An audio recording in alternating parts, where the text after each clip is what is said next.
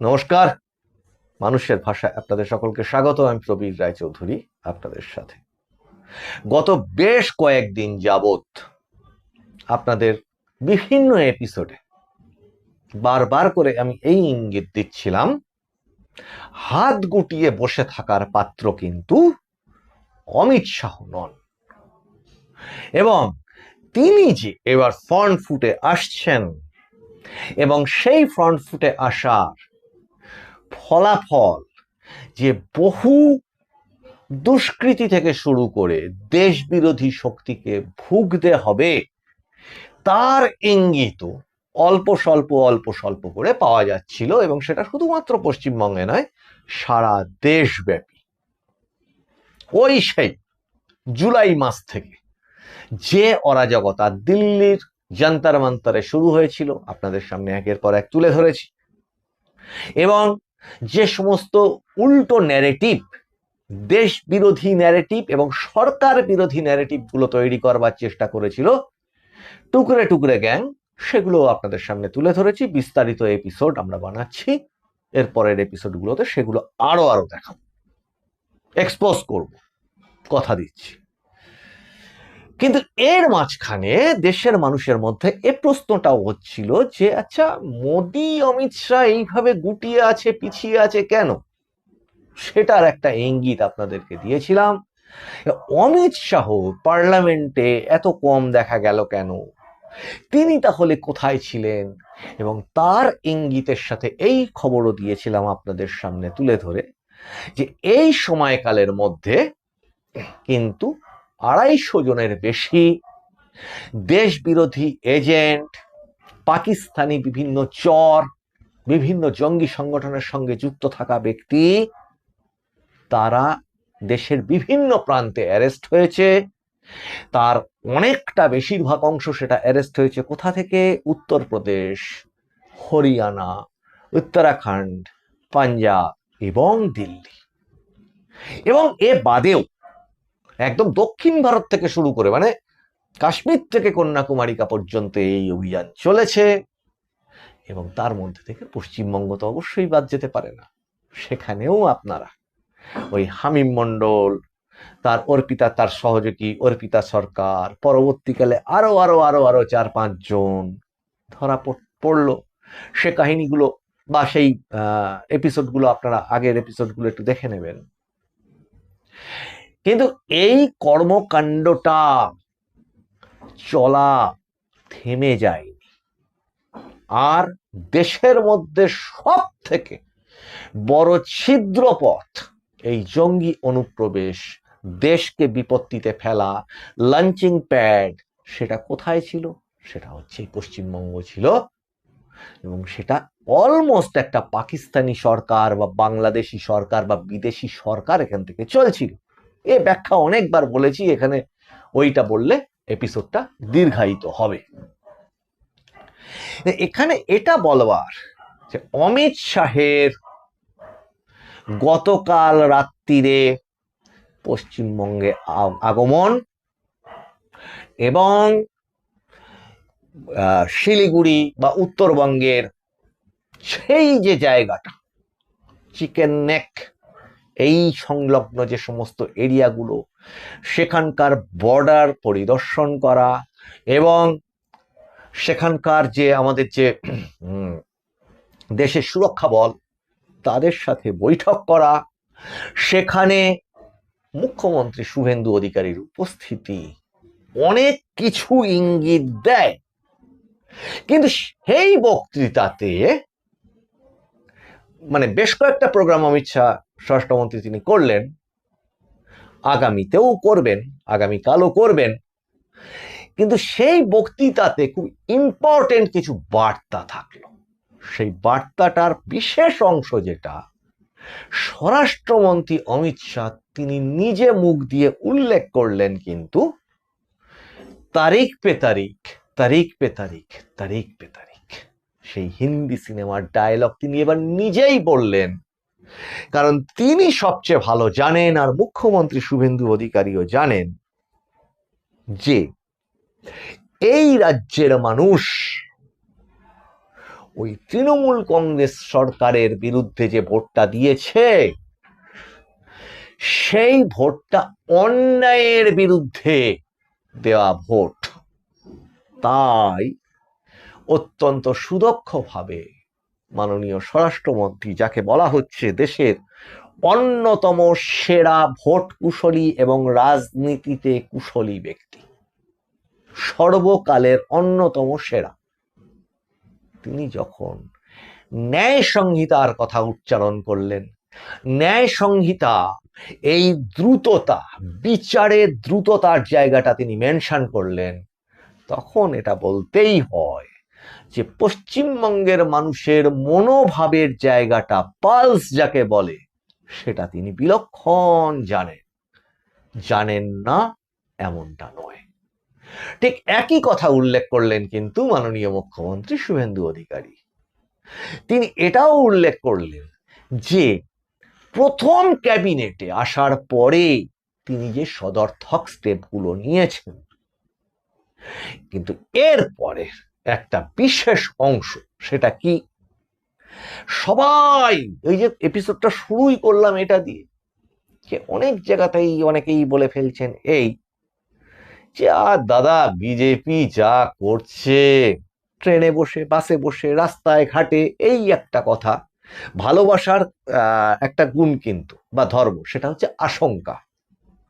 আর বুদ্ধিমান মেধাবী ছেলে মেয়ে যদি বিগড়ে যায় তখন বাপ মা কিন্তু ঠিক এই কথাটাই বলে, আর দাদা কি করব, ছেলেটা এমন কুসঙ্গে পড়ছে বা মেয়েটা পড়াশুনো করছে না, এটাই করে। আর পশ্চিমবঙ্গের শান্তিকামী, শুভবুদ্ধি সম্পন্ন, রাষ্ট্রবাদী মানুষজন ঠিক এটাই বলছেন রাস্তাঘাটে।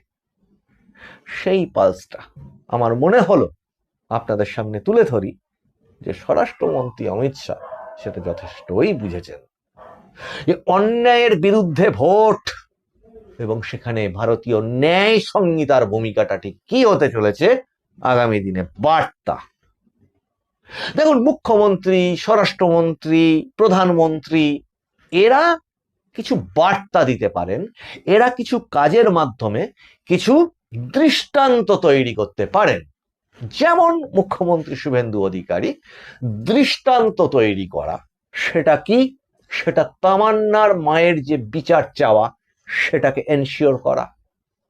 তেমনি পার্ক স্ট্রিটে, পার্ক সার্কাসে যে কাণ্ডটা হয়েছিল উনি সরকারে আসার পরেই পুলিশদের ওপর যে অরাজক আক্রমণটা হয়েছিল, সেখানে সরাসরি পুলিশদের পাশে গিয়ে দাঁড়ানো, তাদেরকে দেখভাল করা এবং বার্তা দেওয়া যে পুলিশ বন্দি দশা মুক্তি হয়ে এবার স্বাধীন।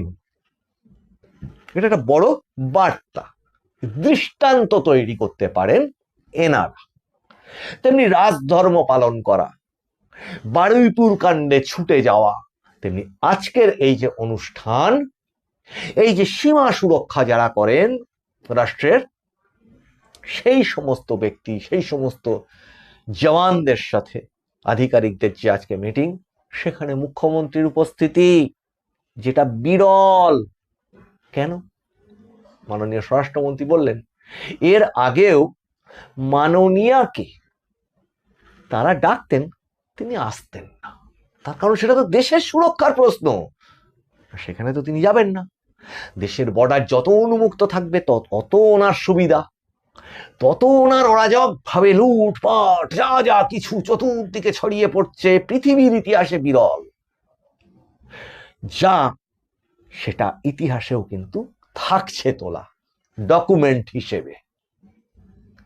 কিন্তু এই দৃষ্টান্ত তৈরির মাধ্যমে বা এই বার্তার মাধ্যমে কিসের জন্য আজকে স্বরাষ্ট্রমন্ত্রী এই বার্তা দিলেন, আর আগামীকাল আমাদের কাছে যা খবর, সূত্রের খবর, যেটা যে আগামীকাল তিনি বিভিন্ন ইন্টেলিজেন্স, দেশের বা রাজ্যের সুরক্ষার জন্য যে সমস্ত আধিকারিকরা আছেন, এমনকি সেখানেও মুখ্যমন্ত্রী, এদের নিয়ে আগামীকাল মিটিং করবেন। তার কারণ এটাই যে যারা ভেবে নিচ্ছে পার পেয়ে গেলাম, এও সেই আগের মতো, সেটা যে আর হবে না, এটা তার বার্তা। বিচার যে বিলম্বিত হবে না, এটা তার বার্তা, তার ইঙ্গিত, তার দৃষ্টান্ত। এবং সবকিছু যে ঠিকঠাক চলছে না সেটা তিনি সম্যক এই দুজন ব্যক্তি জানেন, এবং সেটাকে ঠিক করতে গেলে কি করতে হয় সেটাও জানেন। এত কিছু মুখ্যমন্ত্রীর চেষ্টা সত্ত্বেও অসংখ্য বিভিন্ন রকম, আমি বারবার বলি না, বিভিন্ন অ্যাডমিনিস্ট্রেশনের বিভিন্ন জায়গা, পুলিশের মানে বিভিন্ন থানা এখনো বুঝে উঠতে পারেনি যে সমস্তটা পাল্টে গেছে, এখনো সেই আগের অভ্যাস চালু রেখেছে, এখনো সেই কি করে কিভাবে সেটিং করা যায়, তোলা যায়, কাটমানি দিয়ে কাকে ছাড়ানো যায়, আবার কাকে বিপদে ফেলা যায়, এই সব যা কিছু অশুভ কাজকর্ম সেগুলো তারা চালু রেখেছেন, এবং চালু রেখে রেখে ভাবছেন যে ওইভাবেই চলে যাবে। সেটা যে চলবে না, এর থেকে বড় ইঙ্গিত বার্তা ইদানিং কালের মধ্যে কিন্তু ঘটেনি, যখন কিনা ওদিকে আরশোলার উৎপাত শুরু হয়েছে। সেই আরশোলার উৎপাতের একটা বড় অংশ পশ্চিমবঙ্গের এখানে ওখানে লুকিয়ে চুরিয়ে আছে, কিন্তু এখানে তারা সেইভাবে উড়ে বেড়াচ্ছে না, এই কারণে, যেটা নিয়ে পরের এপিসোডে আসবো আপনাদের কাছে, এই কারণে যে এখানকার স্কুল এবং শিক্ষা সিস্টেমটাকেই তাদের সহযোগী মমতা বন্দ্যোপাধ্যায় সরকার ধ্বংস করে দিয়ে গেছে। তাহলে এখানে তারা শিক্ষা নিয়ে আন্দোলনটা কি করে করবে? বড় লজ্জার ব্যাপার হয়ে যাবে। কাজে এই সামগ্রিক পরিস্থিতি সঙ্গে দেশ বিরোধী শক্তি এখনো যেখানে যেখানে আছে তাদের প্রতিও এটা বার্তা, আর গোটা আইন শৃঙ্খলা পরিস্থিতি এবং প্রশাসনের কাছেও একটা অত্যন্ত বড় সংকেত, ইঙ্গিত এবং দৃষ্টান্ত। আগামী দিনে একেবারে আমরা চোখ দিয়ে দেখব, অতীতে খুব রিসেন্ট এই 100 দিনের কাজে এই মুখ্যমন্ত্রী এবং ডবল ইঞ্জিন সরকার যে দৃষ্টান্তগুলো তৈরি করেছে সেইগুলো যেন এবার বেশি বেশি করে হাইলাইটেড হয়, মানুষের কাছে পর্যন্ত পৌঁছয়, এবং এই আরশোলা পোকামাকড়ের উৎপাতে, দেশ বিরোধী শক্তির উৎপাতের ঘটনায় সেগুলো যাতে চাপা পড়ে না যায়, তার জন্যে মানুষের ভাষার চেষ্টা অব্যাহত থাকবে, আর নজরও থাকবে। শুধু দর্শকবৃন্দ, আপনাদের নজর থাকুক মানুষের ভাষার পর্দায়, কারণ মানুষের ভাষা সবার মনের কথা বলে। আপনাদের কাছে অনুরোধ, আপনারা চ্যানেলটাকে একটু সাবস্ক্রাইব করুন, আপনারা মতামত লিখুন, ভালো লাগলে লাইক করুন, একটু শেয়ার করুন, আর নোটিফিকেশন বেল আইকনটা অন করে অল করে রাখবেন, যাতে প্রত্যেকটি এপিসোড আপনারা পান। আজকের এই বিলম্বিত এপিসোড বর্ষা বাদলার জন্য আমি দুঃখিত। সময় মতো আরো বেশি এপিসোড নিয়ে আপনাদের কাছে ফিরে আসব, কথা দিচ্ছি, এবং আপনাদের কমেন্টের নিয়ে আলাদা করে অনুষ্ঠান করব, এ কথাও দিচ্ছি আপনাদেরকে। আপনাদের সঙ্গে আবার দেখা হবে সামনের এপিসোডে। বন্দে মাতরম, জয় হিন্দ, নমস্কার।